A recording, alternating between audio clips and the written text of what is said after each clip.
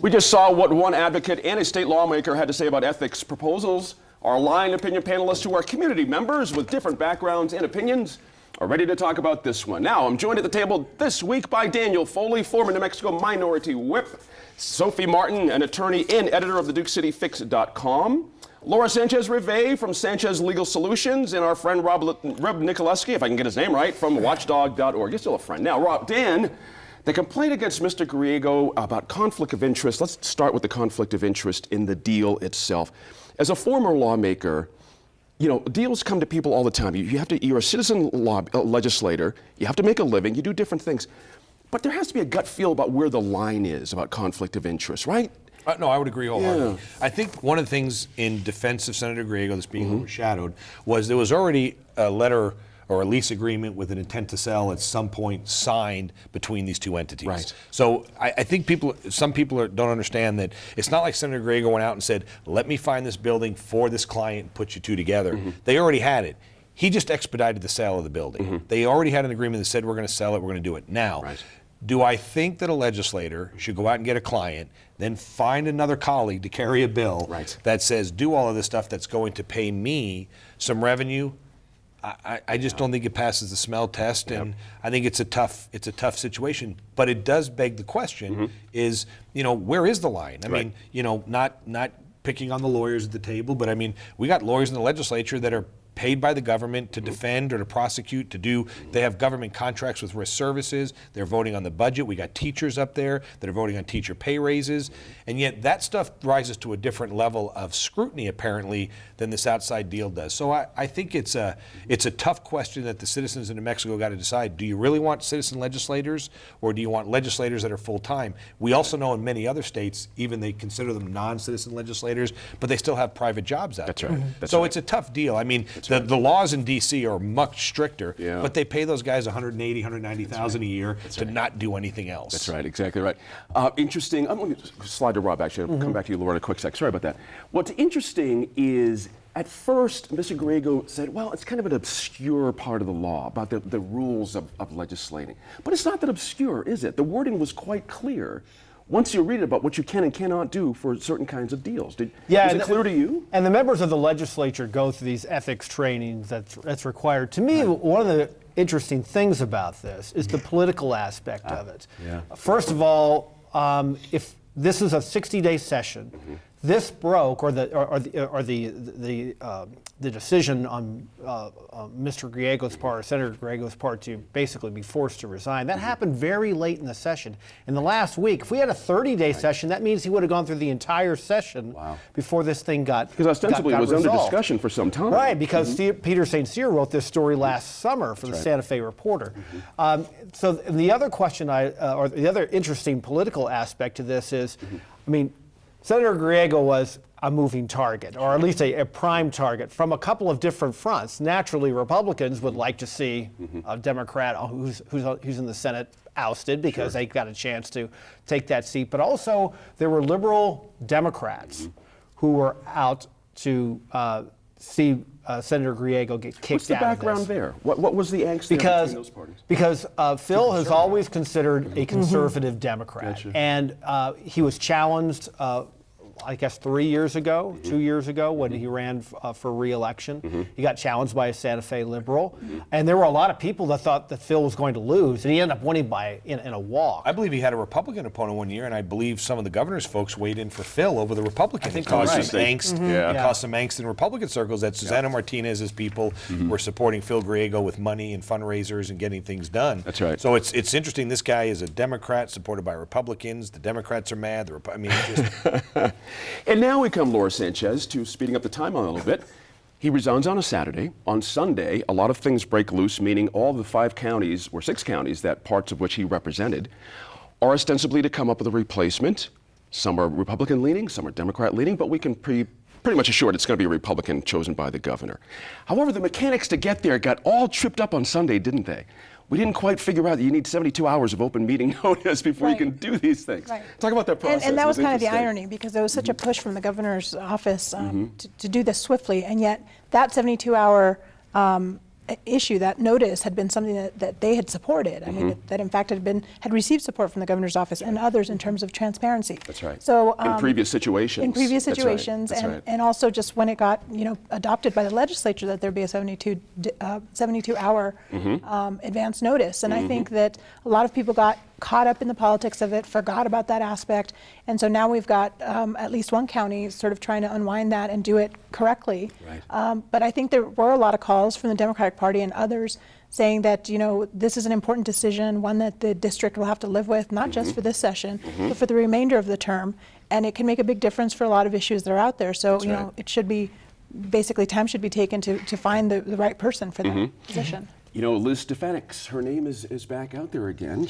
Bernalillo County Commission approved her. That's right, and it's expected that even Or Santa Fe County. Santa Fe My County. fault again. Yep. It is expected that even if she doesn't receive the nod from the governor, and nobody really thinks she will, Right. that she will run for that seat in the future. And so, lines are already drawn in terms of who the Republicans choose. They're going to hope for, I think, somebody who will be a strong candidate. Right. Now, there was an interesting kind of twist early on with Lincoln County, in which one of the potential nominees came forward and said, "I'm the one the governor wants." Right. And that person was not selected. I don't know that was necessarily a slap to the governor or anything like that. The person who was selected was a member of that commission, as That's I right. recall. That's right. But the governor is going to have to deal with who she gets as her nominees, and she's only going to get a couple Republicans to choose from. Yeah. She only needs one, though. Right. That's true. That's too. all, So yeah. what are the ramifications there with that one? Let's say let's say, of course she's going to, but the timeline being we're watching this, folks are watching this on a Friday night. Tomorrow's the last day of the session. As we tape this, a lot of counties are still not decided what's going to be happening here. Is there really a chance someone's going to be in that seat on Saturday? I don't think so. I think the clock is running out on that. But I think that if you're in the governor's office and if you're a Republican, you're thinking we're going to try everything we can Sure. to get that in there. Not just because it'll reduce the Democrats' lead in the Senate from 25-17 to 24-18. That means you just need 3 people to flip on the Senate side to get something done. Sure. Not just that, but I also think that they're thinking incumbency. If you're able to put someone in there, even if it's just at the last second, they can then run when the You get all- election you is get all up precedents in New Mexico. as the senator. Well, you right. get all that That's letterhead, you get all you get all that franking mail that you can That's use. right. You get That's put right. on interim committees. I mean, it's that incumbency. The role of the incumbency is really important. I think the bigger question also to be looking at now that Senator Griego is gone is what's going to happen with the representative who the story is that brought the charges against him. Right. Because I think that raises a whole new level of it's hard. Obviously no one says you can work in the legislature, be a lobbyist in the legislature, and be a legislator. Right. And this is a whole different dynamic where you have someone who's the executive director of a nonprofit entity that in the past, because a lot of people have given money, legislative money, they're getting state contracts to do work, that have gotten a lot of this work in schools and things that they're doing. Now this person is in a position as the executive director, brought this charge up. You lost me a little bit. Who's that person you're That talking about? Representative Stephanie. Oh, Stephanie Maez. Maez. Stephanie Maez. Yeah. Okay. And so representative the policy. question, Gotcha. the question that's going to be interesting is, can you serve in the legislature, be the executive director of a nonprofit that's relying on monies coming to you? To a certain extent, that's something that's come up in the the debate over lobbyists. Legislators leaving the legislature and becoming lobbyists. And it was a big part of the discussion in the Senate, in which Senator Sanchez and others said, really look at who we have here. For instance, Javier Martinez, who has served as a lobbyist of a sort as well. That there is actually quite a bit of crossover, and this is something that I think.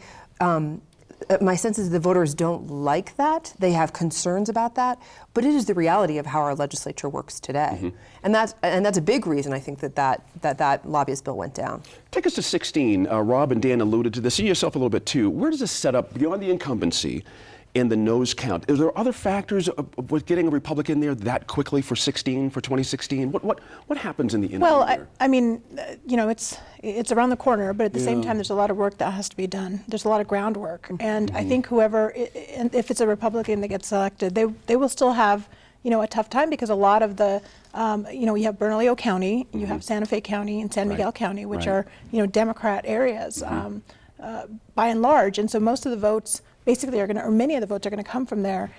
So I think it's still going to be tough for a Republican. And also you've got sort of some ready-made machines of sorts, grassroots political organizations that have supported other candidates besides Senator Griego. And they also will have their own, sort of foothold to be able to start It's interesting. the ground running. Hadn't thought about that. And here's another thing to keep in mind. I mean, Phil's been under the radar since he resigned. Sure.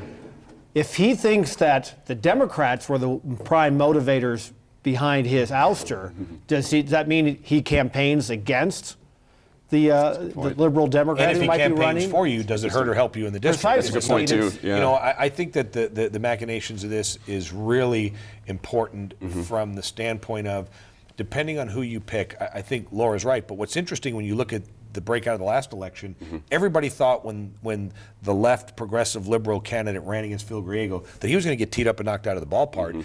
And in contrary, the opposite happened. I mean, he won a pretty resounding primary did. victory. But in this case, we don't have to have a candidate who runs far to the, who distinguishes themselves in that way, because we're not going to have, Right. I assume, we're not going to have Griego Right. out there Right. to run against. But it begs the question: is that district truly voting more moderate? Is it voting more conservative? Is it voting more liberal?